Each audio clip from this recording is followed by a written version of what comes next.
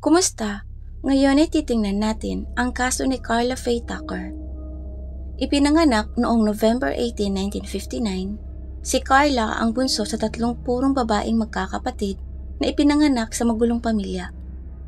Madalas na maghiwalay at magbalikan ang kanyang mga magulang na nagdulot naman ng masamang epekto sa magkakapatid. Pakiramdam ni Karla sa kanilang tatlo, siya lang ang kakaiba. Blonde ang buhok at blue eyes ang kanyang mga ate, samantalang siya ay hindi. At dahil dito, pakiramdam ni Karla hindi siya maganda. Mula sa edad na 8 taon, nagsimulang manigarilyo si Karla kasama ang kanyang mga nakakatandang kapatid. Sa edad na 10 taong gulang, humihit-hit na sila ng damo. Pero sa edad na 11 anyos, pakiramdam ni Karla hindi na sapat ang damo lang. Kaya nagsimula na siyang maglasing at gumamit ng ipinagbabawal na gamot. Saka nalaman ni Karla kung bakit hindi siya kamukha ng kanyang mga ate. Bunga pala siya ng pagtataksil ng kanyang ina sa kanilang ama. Anak pala siya sa labas ng nanay niya. Di nagtagal, naghiwalay ang mag-asawa at nakuha ng kanyang ama ang kustodiya kina Karla at ng kanyang mga kapatid. Palaging kasama ni Karla ang kanyang mga nakakatandang kapatid na may mga barkadang lalaki na mas matanda pa sa kanila. At karamihan sa mga lalaking ito ay mga bikers, na siya namang nagturo sa kanya na gumamit ng bawal na gamot. Sila ay bahagi ng isang gang na tinatawag na banditos. Noong 12 years old si Karla, pumunta siya sa bahay ng isang miyembro ng mga bikers, hinahanap ang kanyang mga kapatid. Kausap niya ang isang biker at gumamit sila ng bawal na gamot. Saka siya nito inimbitahang magmotor kasama niya. Pumayag naman si Karla, pero dinala lang siya nito sa isang liblib na lugar, saka ay pinagsamantalahan. Sa kabilang banda, nahihirapan na ang tatay nila sa pag-aalaga sa kanilang tatlong magkakapatid. Kaya naman, lumipat na lang si Karla at tumira sa nanay niya. Sa edad na 14 anyos, huminto na siya sa pag-aaral, saka siya dinala ng nanay niya sa lugar na puno ng mga lalaki. Matapos makipagdiborsyo, bumaling ang nanay nila sa pagbebenta ng laman para lang mabuhay. Gusto ni Karla na ipagmalaki siya ng kanyang ina, kaya ginagawa niya ay numanghilingin sa kanya ng mga lalaking ito. Ipinasok na rin ng nanay niya si Karla sa ganitong uri ng trabaho. Nagbibenta na rin ng laman si Karla. Sa edad na 16 years old, pinakasalan ni Karla ang isang lalaking nagngangalang Stephen Griffith, pero hindi nagtagal ang pagsasama ng dalawa. Noong 1981, sa edad na 21 years old, ipinakilala si Karla sa isang lalaking nagngangalang Danny Garrett. Noong panahon yon, si Danny ay 35 years old at nagkagusto si Karla sa kanya. Walang pakialam si Danny sa uri ng trabahong mayroon si Karla at madalas pa nga niyang binibigyan si Karla ng mga alak at bawal na gamot. Fast forward noong June ng 1983, isang birthday party ang ginanap sa bahay ni Karla at Danny para sa kapatid ni Karlang si Kerry. Ang party na to ay puno ng alak at bawal na gamot na tumagal ng 3 araw. Dumalo din sa party na to ang matalik na kaibigan ni Karla, isang babaeng nagngangalang Sean. Kakahiwalay lang ni Sean sa nobyo nitong isa ding biker, isang lalaking nagngangalang Jerry Linden. Dumating si Sean sa party, nabali ang ilong at putok ang labi. Napaka-protective ni Karla sa kaibigan, kaya't sobra siyang nagalit nang makita ang hitsura ni Sean. Wala siyang ibang gusto kundi ang magmaneho at pumunta sa kinaroroonan ni Jerry at bugbugin ito. Gustong-gusto niyang makaganti. May galit din kasi si Karla kay Jerry nang minsang dinala ni Jerry ang motor nito sa bahay ni Karla at nagpahid ng langis sa buong carpet, na labis namang ikinagalit ni Karla, kaya nasuntok niya si Jerry sa mukha. Buong magdamag ang galit ni Karla sa ginawa ni Jerry sa kanyang kaibigan. Linggo ng gabi, papatapos na ang kasiyahan. Ilang tao na lang ang naiwan sa bahay nila, at isa sa mga taong yon ay isang lalaking nagngangalang Jimmy Lebron. Umalis na din si Danny sa party at pumasok sa trabaho. Habang wala si Danny, nasa bahay lang sina Karla at Jimmy at pinag-uusapan ang tungkol sa parehong galit nila para kay Jerry. June 13, 1983, umuwi si Danny mula sa kanyang trabaho bandang alas 4 ng madaling araw. Nakisali na rin siya sa usapan ng dalawa. Iminungkahi ni Danny na puntahan na lang nilang tatlo ang apartment ni Jerry at nakawin ang motorbike nito. Naghanda silang tatlo at pumunta nga sa apartment ni Jerry. Ang plano ay magpapaiwan si Jimmy sa kotse para maging lookout sa mga pulis, habang sina Carla at Danny naman ang papasok sa loob ng apartment. Talagang ninakaw pa ni Carla ang isang set ng mga susi para sa apartment ni Jerry at Sean. Ninakaw niya yon kay Sean at sinabi dito na baka nailagay lang nito ang susi nung mapansing nawawala ito. Ginamit ni Carla ang mga susi na yon para buksan ang bahay. Pero narinig ni Jerry ang pagbukas ng pinto at sumigaw kung sino ang nandoon. Pagkatapos ay naglakad sina Danny at Carla papunta sa pinto ng madilim na kwarto at nakita ang silhouette ni Jerry na nakaupo sa kutsyon sa sahig. Tumakbo si Carla papunta sa loob at tumalon sa ibabaw ni Jerry. Sinusubukan niya itong daganan, pero nahawakan ni Jerry ang magkabilang braso ni Carla. Alam ni Danny na kailangan ni Carla ng tulong, kung kaya kumuha siya ng martilyo sa toolbox ni Jerry na nakalatag sa gilid ng kama nito. Pinaghiwalay niya sina Carla at Jerry at sinimulang hampasin ng martilyo ang ulo ng lalaki. Nang buksan ni Carla ang ilaw, lumabas si Danny ng silid. Pagkatapos ay tumayo si Carla sa ibabaw ni Jerry, humahanga sa gawa ni Danny. Kaya lang, biglang naputol ang kasiyahan niya habang pinagmamasdan ang marugong tanawin nang biglang bumula ang bibig ni Jerry. Ang tunog na to ang ikinagalit ni Carla, kaya't pumunta siya sa labas at nakakita ng isang piko. At para matigil ang ingay, sinimula ni Carla na hampasin ng piko si Jerry ng paulit-ulit. Sa tuwing pinipiko ni Carla ang katawan ni Jerry, nakakaramdam si Carla ng matinding sexual na kasiyahan. Sobra siyang nalilipugan at nilalabasan ng maraming beses. Pero, hindi pa rin natigil ang mumunting ungol ni Jerry. Kung kaya, kinuha na ni Danny ang piko mula kay Carla at hinampas ng piko si Jerry hanggang sa tuluyan na itong malagutan ng hininga. Nagtamo si Jerry ng 20 beses na baon ng piko sa kanyang katawan. Muling lumabas ng silid si Danny para ipagpatuloy ang pagkarga ng mga piyesa ng motorsiklo ni Jerry sa kanyang sasakyan. Naiwan namang mag-isa si Carla sa loob ng silid at napansin ang isang babaeng nagtatago sa ilalim ng mga takip ng kama sa dingding. Ang pangalan ng babaeng ito ay Deborah Ruth Thornton. Nang makita ni Carla si Deborah, alam niyang kailangan niya tong patayin dahil saksi na siya ngayon.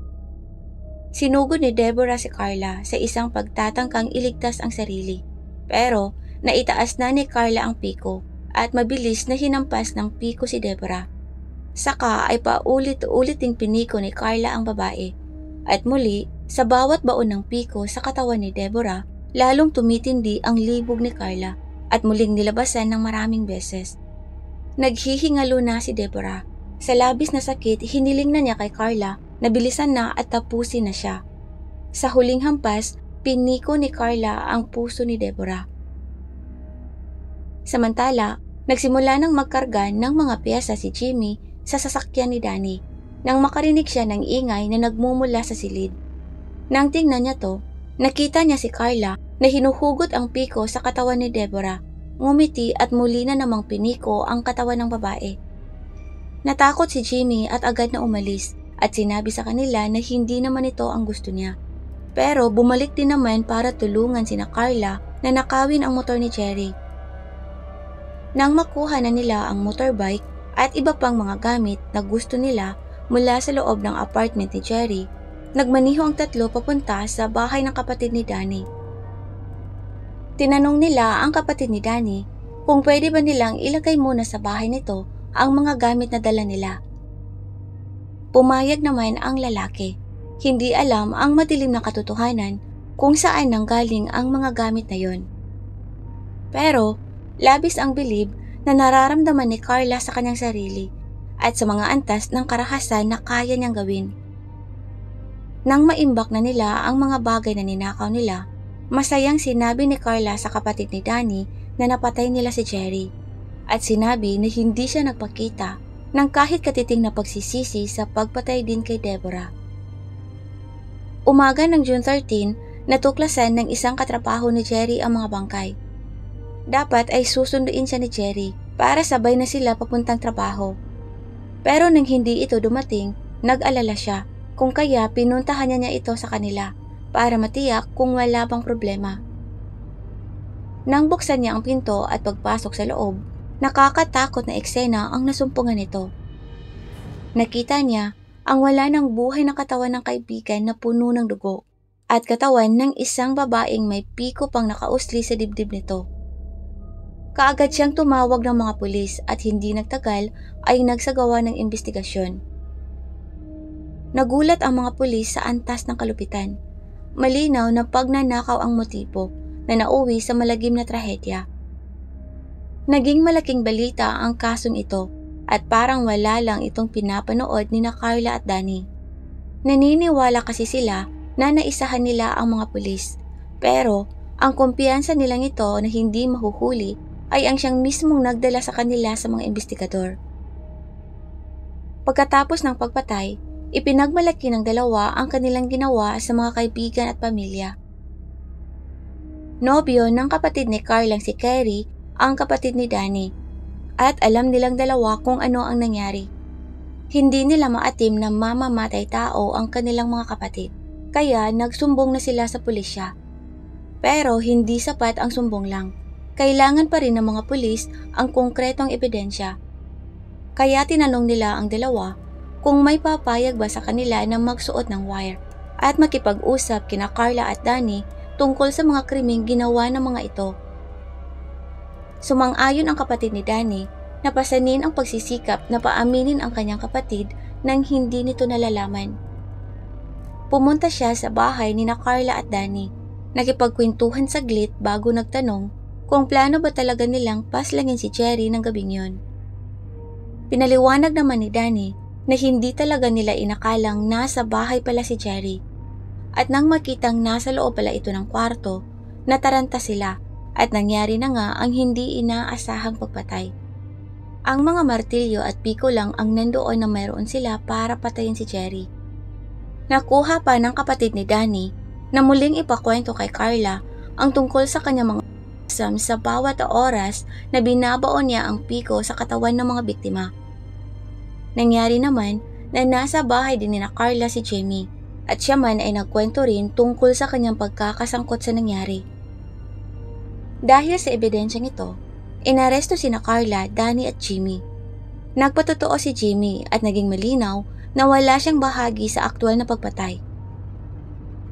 Noong July 20, 1983, sina Carla at Danny ay kinasuhan ng pagpatay. Parihong nag-plea ng not guilty ang dalawa. Nilitis naman sila ng hiwalay at 1 oras lang ang itinagal para sa mga horado para sumang-ayon sa isang hatol. Matapos marinig ang recordings ni Carla habang pinag-uusapan na nilalabasan ito sa bawat baon ng piko sa mga katawan ng biktima. Si Carla ay napatunayang nagkasala sa pagpatay kina Jerry at Deborah. At para maiwasan ang parusang kamatayan, binanggit ni Carla ang kanyang magulong nakaraan at sinabing wala siyang alaala ng gabing yun.